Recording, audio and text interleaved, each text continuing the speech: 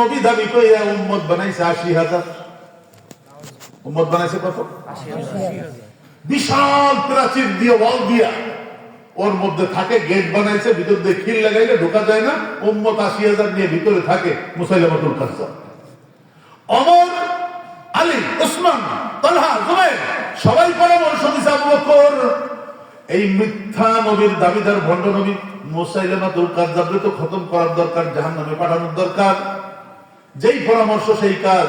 ৮০,০০০ উম্মত, ওদের নবীর নাম মুসাইলামাতুল কাজ্জাব, ভণ্ড নবী। তার বিরুদ্ধে খালিদ বিন ওয়ালিদের সেনাপতিতে সৈনিক পাঠাইছে আবু বকর ১৪,০০০। কত? ১৪,০০০। মদিনার থেকে রওনা করে চলে গেছে ইয়ামানে। ইয়ামানে যে ওর যে বিশাল এরিয়া না, মুসাইলামাতুল কাজ্জাবের প্রাচীর দেওয়া, চতুর্পাশ দিয়ে ১৪,০০০ ঘিরে রাখছে। ওরা গেট খুলে বেরোয় না, তখন ওরা ঢোকে কেন? ভিতর দিয়ে না বেরোলে তো ঢোকা কেন? বিশাল গেট। ৩ দিন এই যে ওমর রাদিয়াল্লাহু তাআলার নাম শুনছেন না? ওনার বড় ভাই যায়েদ, বড় ভাইয়ের নাম কি? যায়েদ। একদম হালকা পাতলা মানুষ। উনি এসে সেনাপতি খালিদ বিন ওয়ালিদ রাদিয়াল্লাহু তাআলাকে কয়, সেনাপতি এইভাবে যদি আপনি বছরের পর বছর ঘিরে রাখেন, ওরা তো দরজা খুলবে না।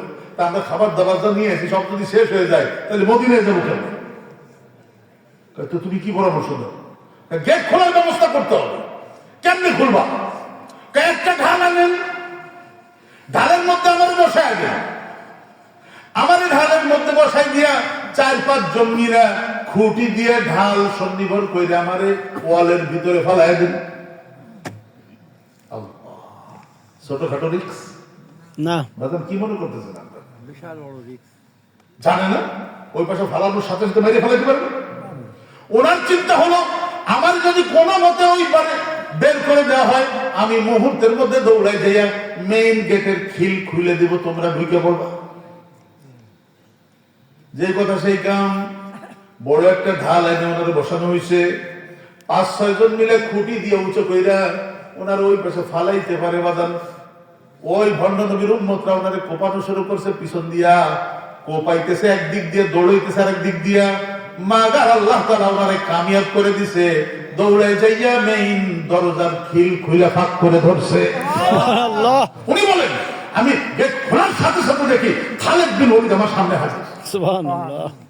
১৪,০০০ ঢুকে পড়ছে না ভিতরে। ঘুমসান লড়াই শুরু হয়েছে বাজান। ওরা হলো ৮০,০০০, ইন্দা ১৪,০০০। সেই জোহর থেকে আসর পর্যন্ত সময়ের মধ্যে যুদ্ধ করতে করতে এক পর্যায়ে ওই যে ভণ্ড নবী যে মুসাইলামাতুল কাজ্জাব, নবীজির একজন সাহাবী ওয়াহশী নাম, উনি বাটে পাইছে। ওই ভণ্ড নবীরে বাটে পাইছে। বাটে পাওয়া পর্যন্ত কি লাইনে, হ্যাঁ, আয়ত্তের মধ্যে পাইয়া দেরি করে নাই, বর্ষা দিয়া ভণ্ড নবীর বুকের মধ্যে ঢুকাই দিছে। সাথে সাথে ভণ্ড নবী জাহান্নামে চলে গেছে, মানে মওত হয়ে গেছে। ওরা এখন ওদের আস্তানা ছেড়ে পলানো শুরু করছে, বেরোয় যাইতেছে।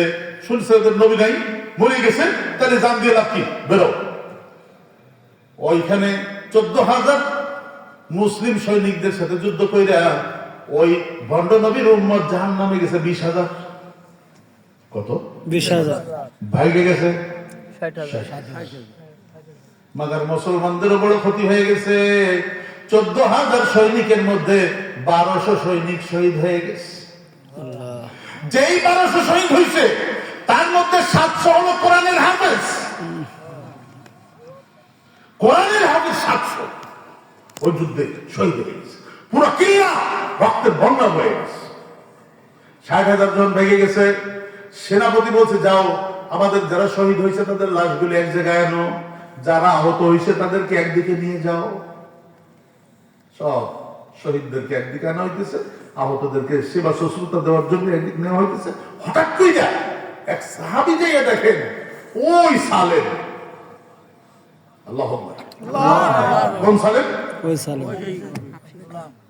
নবীর গোলাম। বুকের মধ্যে বর্ষা ঢুকে পিছন দিয়ে বের হয়ে পড়ে রয়েছে, ঢালটা পাশে পড়ে আছে। সাহাবী যায় দেখে সালেম বর্ষা বুকের মধ্যে ঢোকা পড়ে আছে, মাগার নিঃশ্বাস কোনো মতে যায় আর আসে, নিঃশ্বাস ডাক দিছে, সালিম। আস্তে করে চোখটা খুলছে। পানি খাবা? পানি আমার কাছে পানি আছে, খাও, ভাল লাগবে। উনিও তো বুঝতেছে বেকায়দা অবস্থার লোক,